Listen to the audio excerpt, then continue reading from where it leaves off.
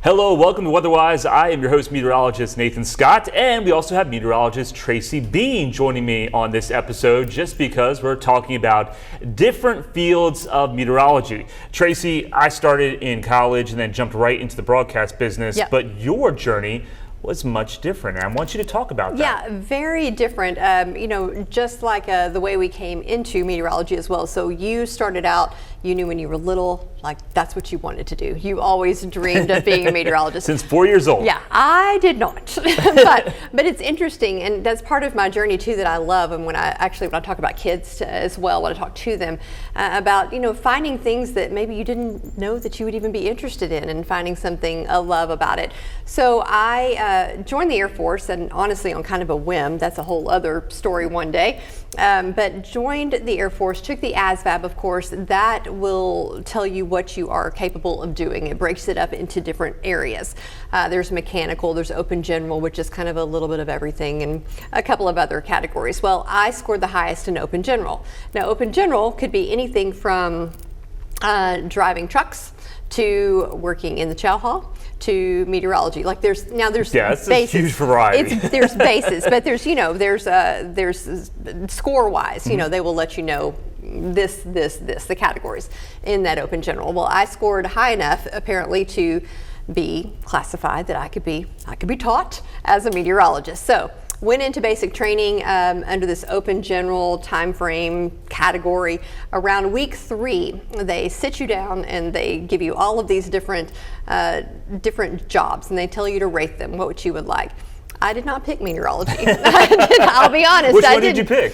Actually, photography. I thought that would be something very interesting. And also the schooling. I was actually looking at that as well. I'll just be honest. I was newly married at the time. Mm-hmm. The schooling for that was over a year, and there was more even after that year for you to come back and do. I wasn't having that being newly married. Like honestly, I'll just be honest, I wasn't. So understandable. So as it turns out, I get my job. That big day, you find out what you're going to be doing for the next 4 years. Meteorology. I'm like, well, here we go. And when you saw that, were you like, ugh? Yeah, I just didn't know. I didn't know. I had no idea what it was even going to be. Yeah. You know what I mean? Like, because I've never even thought about it. I hadn't given 2 thoughts to it, honestly. And so, but you do what you do. When you go into the military, you do exactly what they tell you to do. Absolutely. So I was about to go to school to be a meteorologist. So that meant kind of a different life for JD and I, newly married. When the school is that long, they will actually move your spouse there. So the school was so long that they were willing to move my family. That's how long it was. So when I got out of the Air Force, when I got out of basic, I went to tech school, what they call it, which is at Keesler Air Force Base, and you're in a program that is very intense. I then found out that the weather program has what they call the second highest washout rate, meaning the second highest failure rate. And I understandable, was like, yeah. Oh, which made me nervous. Air traffic control is number 1, just for a fun fact. Mm-hmm. And let me tell you about this too. I'm kind of making this long story longer, but I was not what you would call a great student in high school. I struggled. I struggled with anxiety. I struggled with just trying to always do better. It mattered how much I studied. I'd always kind of I think it was more of an anxiety issue than anything. It made me nervous. So I almost kind of set myself up in my mind for failure, right? And so I was going through these different sections of the program. It's climatology, atmospheric dynamics. You go through the satellite training. You go through all of this. But I was making it. It was so hard for me. I'm more of a let's OJT. Let's get some on-the-job training rather than learning from the books. Part of what I learned about my path was, I think yours was more math-based, calculus-based, right? Yeah, it was very math heavy, advanced math, physics. Yeah, I would have never ever even thought about meteorology if that had been my only path. Now, Air Force chose meteorology for me, but my path was more physics-based, which has some math in it, for sure. Yeah. But in my mind, somehow that all kind of worked together, the movement of it, rather than it just being numbers, you know.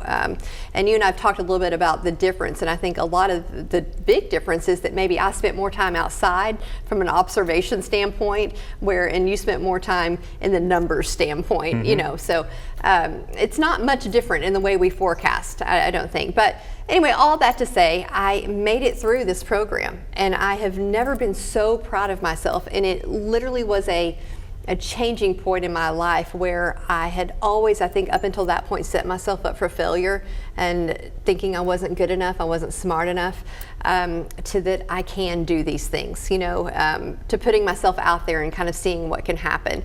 So I learned that I was capable of doing things that made me nervous and made me scared.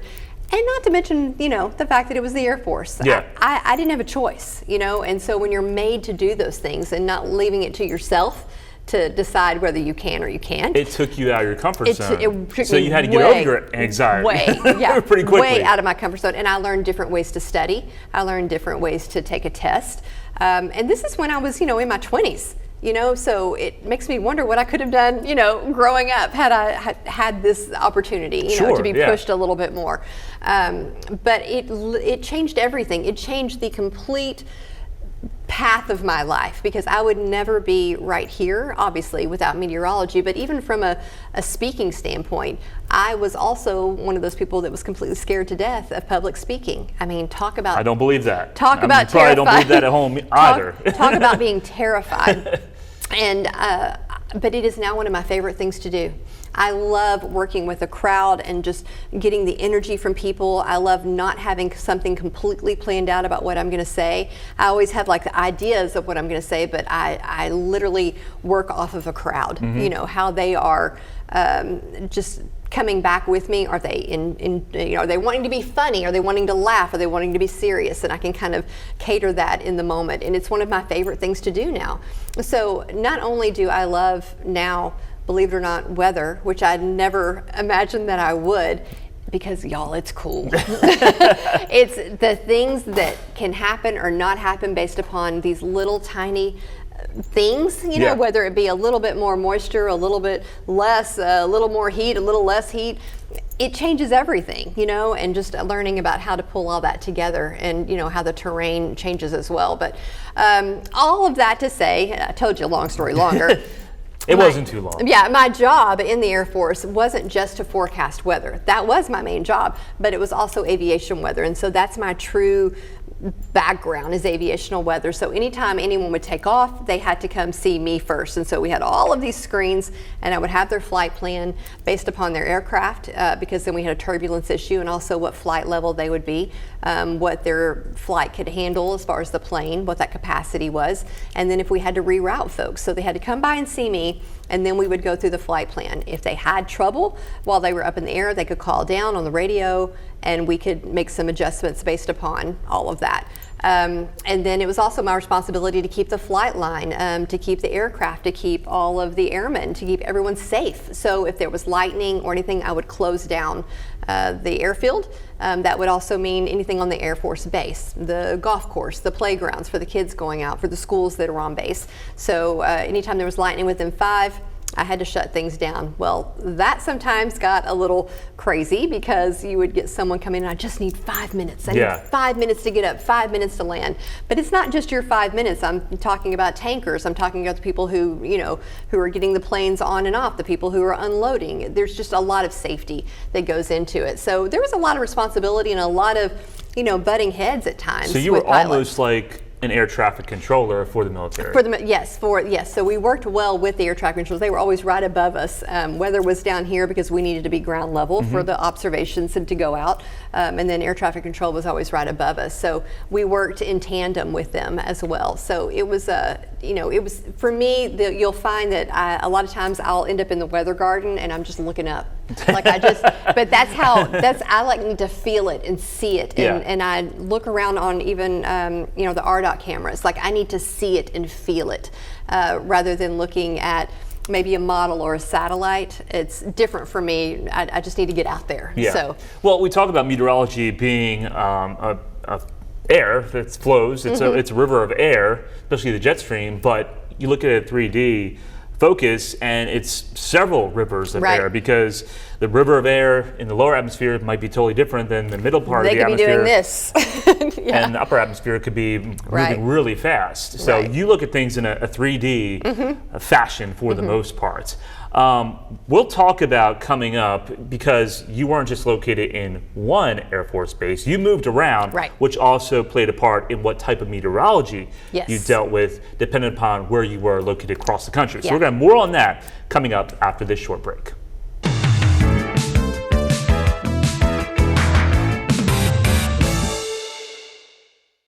We are back with meteorologist Tracy Beene. She is now going to go ahead and discuss the meteorology that you encountered across a large part of the country, because you were in the mountains. You had to deal with mountain weather, which is a totally different animal compared to what we see here in Arkansas. You had to deal with coastal weather. Keesler, that's where the Keesler Air Force Base hurricane aircraft is, that is right? where the hurricane hunters are based at. Did you ever get to get in one of those?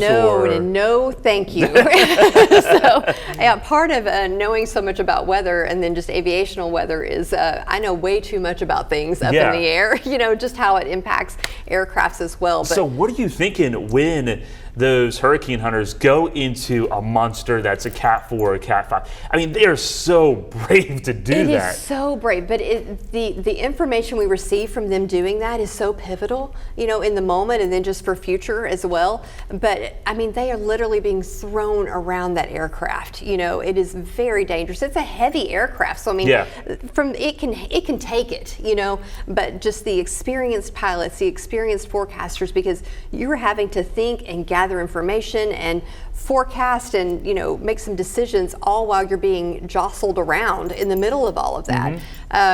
But it is truly it's something. I was happy on the ground. I was very happy on the ground because I don't know that you can't get sick. That's a whole other thing. Like, there's so many things that are going on in that moment when you go up in the air like that. So, but the thing too is that we had the hurricane hunters, but when I was stationed at Keesler, we still had to do. Their own separate entity, so they weren't necessarily working for Keesler Air Force Base itself, So we still had to do the forecast. We still had to make sure that the base was safe. That means making decisions on when things needed to close, when they could open, what resources needed to be moved, what was safe to leave there. That's a lot of pressure, based upon a forecast. Did you experience a hurricane when you were at Keesler? Yes. It was Hurricane George that was there, and it wasn't necessarily one of their bigger ones, but I think I didn't even realize or respect, to be perfectly honest, weather and a hurricane, flooding, winds, until I was in the middle of it. And I think, unless you've been in the middle of something like that, or unfortunately a lot of folks here in Arkansas have experienced the impacts of tornadoes or from these winds, you see it and you realize it, but when it's your home, your family, you're in the middle of it, you get a whole new respect for things. And you're driving around. I was driving around Biloxi and Gulfport after the hurricane, and I remember Sonic was picked up and moved over about 6 feet and set back down. Wow. I could see, the whole building was intact, but it was picked up and moved over. You don't think about things that, like, they turn off electricity, they turn off water, they turn off gas before the storm arrives. They have time to prepare for the worst. And you're responsible sometimes for giving that information about when those decisions need to be made. And just the cleanup from it all, trying to make sure, are we safe? And then there's the flooding issues. So from a hurricane and tropical standpoint, a lot of that, we talk about the summertime pop-up storms when you're on the coast, we know all of that. Yeah, and where exactly is Keesler, just for people? It's at Gulfport. It's in Biloxi, so Gulfport and Biloxi, Mississippi. It's right there on the coast, and there's a lot of tourists, and then there's a lot of, just military folks down there as well. Sure. But it's a whole other animal. But then you go to, I was in New Mexico, and then you're dealing with the mountains, you're dealing with the desert, you're dealing with the dry line, which is like 7 seasons, which I know there's not 7 seasons, but it feels like it at times. 7 seasons all in one day at times. And so, you're dealing with that, and then dealing with the aircraft that you're trying to support as well. At Cannon Air Force Base in New Mexico, in Clovis, New Mexico, I had fighter jets. So they aren't as durable as C-130s, obviously, as these bigger aircraft. So we had a whole different thing that we had to think about from a turbulence standpoint, about what they might encounter and where they needed to fly and where I needed to redirect them and what level. C-130s, they're the daddy of them all, the mama of them all, and they can withstand a lot more than the fighter jets can. But you are putting their lives in your hands, and I know that sounds very dramatic, but there's a lot of responsibility in that, and even in the fact when you've got those storms out on the flight line, all those people have families, and they need to get home too. So you need to make these decisions that you're sure about, and you can make them quickly. So when you were out in New Mexico, it's a different type of meteorology because you have the mountains and you probably have to deal with mountain waves, right. Rotor clouds. Talk about that situation, because people don't realize what mountains really do in terms of the winds on the other side of the mountain can come down crashing 90, 100 miles per hour. That's happened in Boulder, Colorado many times. It absolutely has. And you have to be very careful about that with just the flight paths as well. So you try to avoid, some of that area. But obviously sometimes you got to get in the middle of it. So you just have to be very careful. But when you're in those areas, weather can be completely different on one side of the mountain. Like a whole, you think you're across the country almost. It can be different. So you've got to think about those kind of things too when you're talking about just the air cooling. And so the cooling and the, rising, and it changes everything as far as it goes. And then when you're in those areas too, with talking about specifically, when I was at Cannon, I was dealing with the mountains, which honestly weren't even that close in the big scheme of things, but still had a big impact on Cannon Air Force Base. We could, they were close enough to have an impact, but also when you're talking about the temperature difference between morning and night in the desert as well in New Mexico, and then also the flash flooding. I have never in my life seen such flash flooding as I did when I was in New Mexico. It happens like that. Yeah, just because there's nothing to soak it up. There's no vegetation. It's a whole different type of soil that doesn't allow for the rain to permeate into it. Right. It just runs off to the nearest ditch or aurora, and there were just cars floating. I mean, it was a normal sight, which is scary, that they were so accustomed to it that they didn't have that respect for it, and I think it always kind of comes back to that is, we issue these watches and warnings, and sometimes I think people, well, nothing happened, but the potential is there. And so just let's step back for a second instead of dismissing, just to at least give it the respect that it deserves. And because there's a lot of folks, including us, and then, even at the National Weather Service and all around us, that there's a reason that's being put out. There's a reason things are being said that they are. And as I was saying a second ago, there's like one little thing that can change a whole dynamic of a system, whether it happens or it doesn't happen. And sometimes, well, it didn't happen. Well, you said it would. Well, we talk about a cake. Not adding all the ingredients to a cake, and then the cake doesn't come out quite right, or you add too much. And anyway, so and sometimes one thing makes up for another as well. In the world of weather. So yeah, it's a lot. And being in that part of the country, you experience dust storms too. Big time. Which are known as haboobs. Yes, and that funny word, but that's what it's called. Yeah, it would reduce visibility quick. I mean, just like we were talking about the flash flooding, you talk about the fog that we see here and that we're accustomed to. A quarter of a mile, half a mile.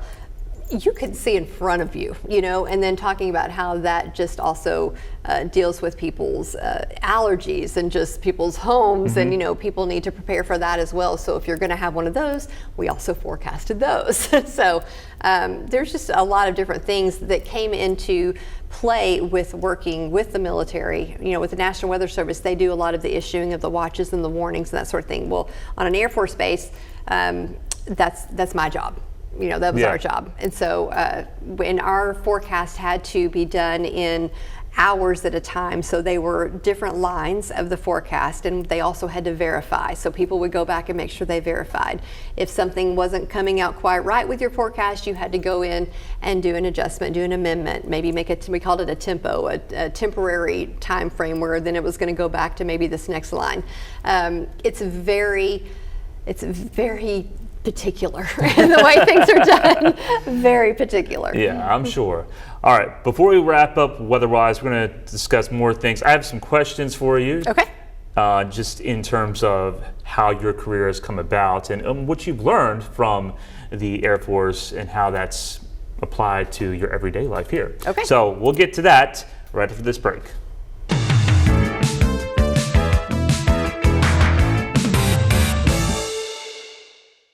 Before we close out this episode of Weatherwise, we've got some questions now for you, Tracy. First of all, I want to say you have really just surprised me with that story of how you had anxiety because you don't show it on air. I mean, doing the Vine and all that, your personality just comes through so much, and of course the viewers love that personality of yours. Well, I appreciate that. I love this. I love being here every day. Yeah, and I see that, and that's the most important thing that I think really gets us through this career is our passion and love of weather, because it is a demanding career. But it was demanding at the Air Force, one, because you were doing meteorology, but also you still had to do all the training and all that. Like you had to still wake up at 4 o'clock in the morning and still go through these classes. Talk a little bit about that. So our weather school is what we would call it there, weather school. When you first get there out of basic training, you go and you get information every morning, and usually formation was usually around 6 a.m., but you would have PT prior to that. So you would meet before then, do your PT, whether that was running or whatever the case may be, and then you had to go get ready for school and be in formation by 6 a.m. And then we marched to school across the Air Force Base to the weather building, and that's where we would do the school during the day. Now I would get there early in the morning. We had normal like lunches and things like that, almost like where you went to class, but we were there till 4 or 5 in the afternoon. So I was doing weather studies from the time I got there until the time I left, and that was for about a year. So the difference in, like I said, the route that you went and the route I went, mine was really condensed. It was just like all together, almost like a trade school. That's kind of like the way I like to explain it more than anything. Mine was more of a trade school where we focused on what we needed. But that was also the things that I learned there, part of like speaking and explaining weather and the importance of it and what you needed to focus on. And then putting all these things together, being able to analyze these charts was always one of my favorite things. You and I've talked about that. We analyze and you don't have time to do that now, but computer does it for us. Yeah, it's actually a lot of fun to kind of see how it all works out there together. But overall, it's it was just a long day, and like I said, we did that for about a year. But you've also got radar, you've got satellite, you've got all kinds of different things that you would then come back for. Even you got a little bit of that while you were in school, but then you would come back for these more intensive classes like after you got to your base. So I came back to Keesler several times for schooling. So you were at Keesler, you were at Clovis, New Mexico. Were you anywhere else? So I was actually stationed here, believe it or not. They sent me back home, which I wasn't sad about. So yes, I was stationed at Little Rock Air Force Base, and so supporting C-130s, and that was actually my very first base that I got sent to.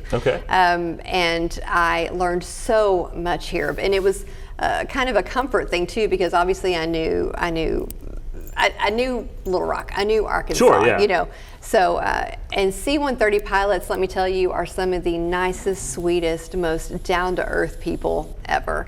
And I really enjoyed my time here. And it was also during the time of President Clinton's tenure. So he actually flew on Air Force One into Little Rock Air Force Base. Didn't do it much because I think there was a security issue trying to get from the Air Force Base to downtown or wherever he needed to go. But he did fly in Air Force One, and I was chosen to do that weather support for that. So that was just kind of one of those cool things that you get to do. That I've done that. So dealing with the Secret Service and just making sure that I've done the observations and the forecast for Air Force One. So that was always kind of a fun moment. So I got to ask you this question. Out of all the places you've been, which place had the most difficult weather to forecast for? It absolutely had to be New Mexico. And why? It was just because everything is so different. There's everything that happens. You've got the mountains, you've got the terrain, you've got the dry line, you've got everything there. I'm not joking when I say you got all the seasons in one day sometimes, because I dealt with several feet of snow, and then the next day it would be 80 degrees. I'm not kidding. Yeah, no, I believe it. It was the craziest The eastern weather. side of the Rockies, you get wild weather because that blue norther comes down from Canada. It can be 90 degrees one day. Yep. That strong cold front pushes all the way down to Texas. Yep. Next day it's 30 and it's snowing. Yeah, so I totally believe that. And the models never handle it very well. No, I mean you're doing your best, but you know, it's one of those things too. One of the items too, when I was out in New Mexico, and all bases do this. I'm sure all military branches do it, but you know, you have to play war in case you actually have to go out. So there was chem warfare training, meaning you know we were in our suits completely with our gas masks, and then we would have to do our forecast and our whole shift in these gas masks, and in you know. And it was, you know, ThreatCon, whatever, you know, you'd have to get under the desk and you're down there with your computer, you know, doing a forecast. Sure. And so, you know, there's all kinds of training that happens, you know, with all of this. And it was a time that I will just, had no idea what an impact it was going to be on my life. And, you know, your favorite thing I know is you love the severe weather, not necessarily, like he likes forecasting. Severe weather. He likes forecasting the severe weather, the challenge of it. And I would say that my favorite thing, and it comes through, I think, in the shifts that we do, like my favorite thing is to be everybody's mom. You know, like I want to make sure that you're all set for the day, that the kids have what they need, that, you know, are you going to get to that doctor's appointment on time? And I think that kind of weather is important as well from the daily life perspective. Sure. And I think that's my, it's not that I can't do the severe weather, I can, but I know you enjoy that, the challenge of that. I don't enjoy that challenge as much, but I can and definitely do it. Final question. Yep. Is there one weather event that stands out in your mind when you were forecasting for the Air Force bases? Probably, let's see. Honestly, let me think. I've got a couple of different ones, but I want to say it was actually a flooding event because that's kind of where the flash flooding hit me around for the first time, and I didn't realize how fast, because I'd heard about it out there in New Mexico, but I had not really experienced it, and just it made me scared, honestly, for the next time having to forecast it, because I knew how important it was. Because you know, when we talk about it here in Little Rock, it's definitely a problem. That's not what I'm saying, but our entire town of Clovis was underwater. You know, it wasn't just little areas here and there, and so just the impact that has, and just knowing that how fast it can happen is really scary. How fast those things can develop. So, you know, I know it's not as an exciting thing talking about just flooding, but just the... It's still a high impact event, especially when it takes over a city. Yeah, it does. It takes over the whole city. And when you just see, again, you see these cars floating around, and just trying to make sure that people are safe, and how fast it can rise. And that happens here too, as well. But it's... you know, I think that we have respect for weather, and I think that sometimes when it comes across, we want to make sure that people are safe. That is our job. I want to make sure that that you have all the information you need to make that decision as a mom. You know, making sure if the kids are at home or if they're pick them up from school or whatever. That's important to me, that people know those types of things to make those life decisions. And so, and gosh, even if rain's going to cancel out practice tonight and you're going to have to make dinner, that's important to know. It is. So it is 100%. Important. Well, Tracy, thank you so much for joining me today. Well, thanks so much. This episode of Weatherwise, giving us perspective on other fields of meteorology, because broadcast is not the only field out there. Right. There's energy companies that are looking for meteorologists. So if you have someone that you know that's interested in meteorology, broadcast is not the only scenario that they have. Meteorologists are needed all across the country, whether it's military, whether it's M&M Mars.